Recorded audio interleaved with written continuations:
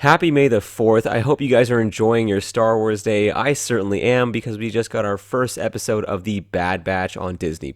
And just like we did with The Falcon and Winter Soldier, I'll be doing a weekly video series covering every episode that drops. These videos are a little bit different than what I usually do. They're a little bit less scripted and a little bit less structured, more of like in a podcast style. It's kind of just me breaking down and giving my thoughts on the episode. And because this is the first episode, I did want to do a non-spoiler section first and then go into spoilers later. So I'll leave a timestamp at the bottom, that way you can just jump to the spoiler section right away if you want to. But right now I just want to give my overall thoughts on the episode without spoiling anything. Now right off the bat, I want to say that I really like this pilot episode. It feels very familiar. If you like the Clone Wars, then you're going to feel right at home with this show. It has like the same Clone Wars style intro and art style and all of that. And I'm actually a big fan of the Clone Wars TV series. I honestly think it's one of the best things to ever come out of Star Wars. So seeing this show just continue off of that is amazing. It kind of combines the things that I like about the Clone Wars with the things that I liked about the Rebels TV series. Clone Wars is more similar to like an anthology series, like you get these 3 to 4 episode arcs that don't really have anything to do with each other, so you can kind of watch them out of order or just leave out entire arcs and you'll still get the gist of the whole show. But Rebels has more of a set cast and you kind of follow them throughout the seasons, and the Bad Batch here is actually kind of mixing both of those things, so you get to follow the Bad Batch throughout this entire show, but it's still done in this very familiar way that we've already seen with the Clone Wars. This episode felt very cinematic and it has some of the best animation that we've ever seen in Star Wars. It looks a lot better than the Bad Batch did in Clone Wars Season 7, which is a really good thing to see. If you didn't like those 4 episodes that introduced the Bad Batch last year, I'd still recommend watching this show. I honestly didn't really like the Bad Batch after those first 4 episodes either. I found them to be kind of generic and very predictable, but in this pilot there's just so much more depth to the characters and they're just far more compelling here. So if you're thinking about watching this show but you didn't really enjoy those first 4 episodes last year, I'd still highly recommend this. It just explores a very interesting era of Star Wars that isn't explored enough. That time between episodes 3 and 4 is just such a weird part of the Star Wars universe and we don't see enough of it, and this show is actually set right at the beginning of that time period, right after episode 3, which I really enjoyed. This first episode is also 70 minutes long, which is great because you feel like you got a complete good story in this one episode while also leaving a lot more to be excited about. Sometimes some of these other Disney Plus shows feel a little bit short, specifically with WandaVision and then some of the episodes of The Mandalorian, but here this pilot almost feels like a short movie. It feels very concise and there's a complete story in this episode. D. Bradley Baker plays pretty much all the characters in this show, yet it still feels unique with each clone. He is such a great voice actor. It's literally the same person playing each character, yet they all have these unique personalities and tones to their voice, and it's just so well done. I also gotta mention the soundtrack here was great, and it introduced some very unique themes that we haven't heard before in the Clone Wars TV series. So yeah, overall this was a great pilot and it felt like a really great episode from the Clone Wars. But that's pretty much all I can talk about without spoiling the episode, so here is your spoiler warning. If you guys haven't seen the first episode of The Bad Batch, make sure to watch that first, then come back here. So let's get right into it. The episode starts with Master Deepa Billaba and Kanan Jarrus as a kid. I think it was really cool that they started right at Order 66 instead of building up to that moment. While watching this, it did feel a little bit weird because it did change some of the things from the comic book. If you guys haven't read that comic book, it's called Kanan the Last Padawan. It's a very good Star Wars comic, one of the best ever made, I think. Anyways, in that comic, we get to see how Master Billaba goes down and how Kanan escaped Order 66 as a kid. And for the most part, it's pretty much the same. It's just done in a far less dramatic fashion here. Like in the comic book, it focuses a lot more on Kanan and how he's going to escape,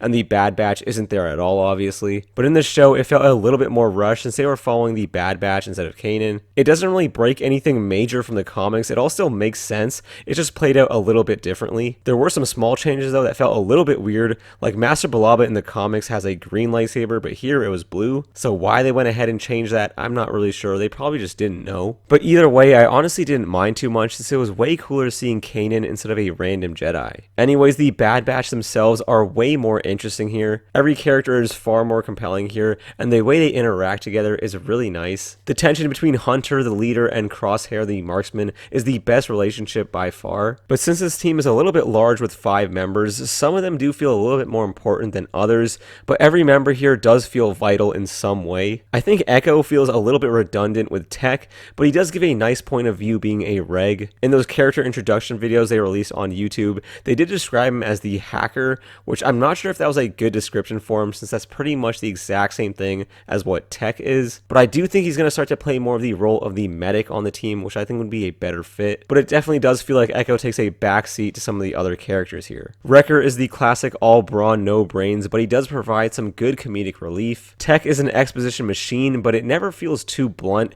and he still has a lot of personality. Crosshair is very compelling as a clone who's sort of taken over by Order 66, but not completely. He's definitely one of the more interesting members of the team. And then Hunter is pretty much my favorite, and he's far more interesting as a leader dealing with this strange situation of serving a government he no longer agrees with. And everything between him and Crosshair was really great. It kind of felt like we've known these characters for years, but we've only just met them a year ago. But I think part of what makes them feel so at home and familiar is the way there's all these references to other things going on in the Star Wars universe.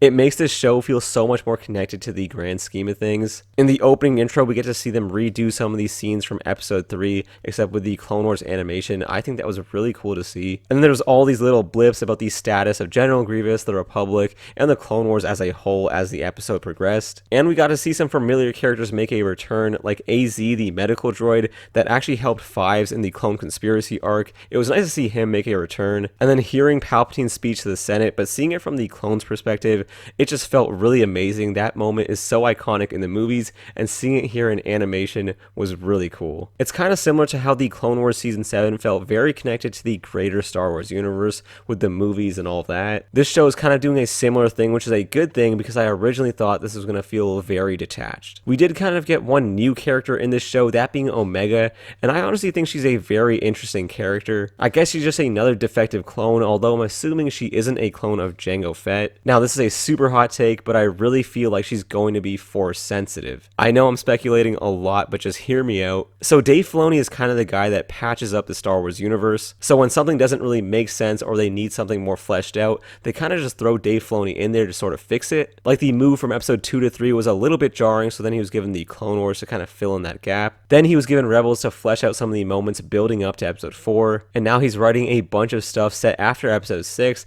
that should explain a lot of these things in the sequel trilogy. Anyways, Dave Filoni has been sort of leaving all these Easter eggs pointing toward cloning and the Force, which I think will all lead to explaining how Palpatine returned in episode 9. Because to be quite honest, in that movie, it doesn't really make much sense and they never really explained it. So who better to patch that plot hole than Dave Filoni? We saw a bit of this with Grogu in The Mandalorian Season 2. There was that cloning facility that was trying to do something with his blood. We're not really sure what it is, but it definitely has something to do with Palpatine. Anyways, in this episode of The Bad Batch, we get to see Omega fire a blaster perfectly without ever even using one before. And I'm not sure about you guys, but that definitely feels a little bit like Rey picking up that lightsaber and beating Kylo Ren with it. I'm not saying that it didn't make sense for Rey to do that in these sequels. The point is that the Force did help her use a lightsaber when she's never picked one up before. So kind of similar to that, Omega was able to shoot Crosshair's sniper perfectly without having ever fired a blaster before. And also when she's talking to Crosshair earlier in the brig, she can really feel what he's going through, kind of like she's using the Force to do so. It felt very Jedi-like, and there's just something special about this character for sure. She can't be a basic clone trooper. So my guess is that she's going to be Force sensitive. I think the Kaminoans were able to do it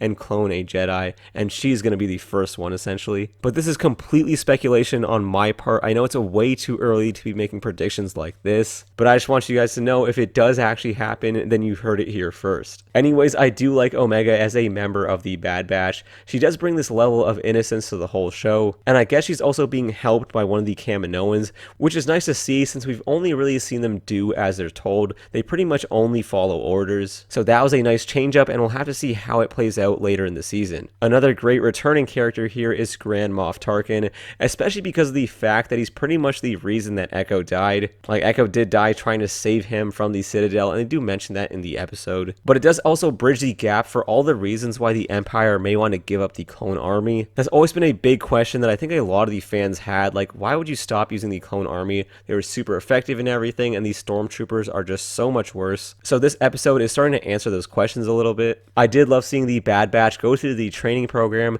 just like how Domino Squad did earlier in the Clone Wars TV series. And the way that fight ended with Crosshair firing a knife into the droid was one of the most badass things I've ever seen a clone trooper do. This level of animation is just really well done, and that whole fight sequence was amazing. We also got to see Saw Gerrera in this episode, as well as the very start of the rebellion. I think the whole aesthetic to that scene looked very nice, especially with the jungle environment that gave off some serious Vietnam War vibes. And these soldiers looked very modern and realistic, like very very similar to our real life world. They did have this very modern military look, which is something that we don't see in the Star Wars universe too often. They just didn't really look that sci-fi and looked very real, which I think is a pretty cool change up for Star Wars. Anyways, the big shock or plot twist in this episode was turning Crosshair into a bad guy. I think that was absolutely perfect because it gives this show a very compelling villain, even though I do think he'll end up turning good later in the season. I do like the fact that they activated his chip to make him more programmed and I guess evil, but when he's fighting the Bad Batch, it still feels so much more personal than it should. Like when other clone troopers are fighting against the Bad Batch, it doesn't feel that deep, but when Crosshair is, it feels really personal. And I think that's absolutely perfect for his character. That entire last scene in the hangar bay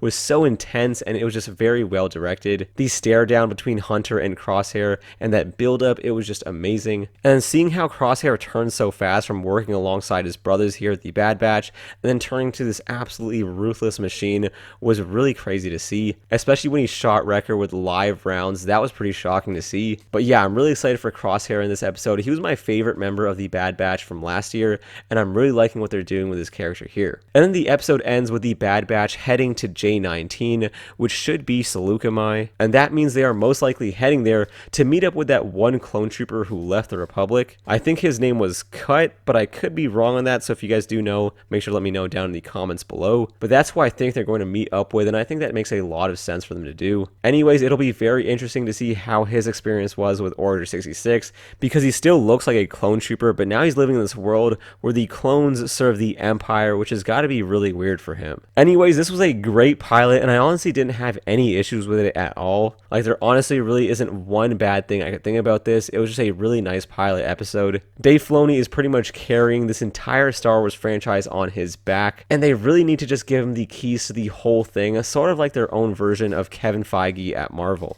Everything this man touches just turns to gold. But yeah, I'm really excited to see this next episode, and also this season will be 16 episodes long, which I really like since there isn't that much Star Wars to look forward to this year. So we are getting a very long season, which I'm looking forward to a lot. But make sure to let me know what you guys thought about the first episode of The Bad Batch. Did you guys like it, and what do you guys think will happen in episode 2? I will continue to do these discussion style videos for the rest of the episodes as well, so make sure to stay tuned for that. But yeah, that will pretty much do it for me, guys. Again, thank you all so much for watching, and I will catch you guys in the next one. Peace.